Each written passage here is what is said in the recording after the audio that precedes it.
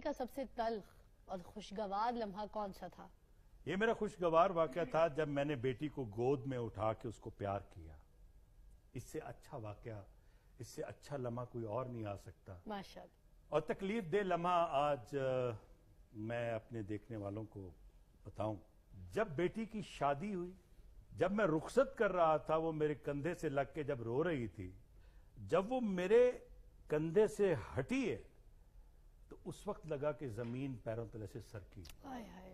پھر کیا ہوا، میری بیٹی ماں بننے والی تھی تو اس نے کہا ابو آپ آئیں گے ہاسپٹل میں، میرے ساتھ جائیں گے، آپ نے میری بیٹی کو پہلے گود میں اٹھانا ہے، اس کو پیار کرنا ہے، اور آپ نے اس کو میرے بازو پہ رکھنا. میں اور میری بیوی ہم اسلام آباد چلے گئے.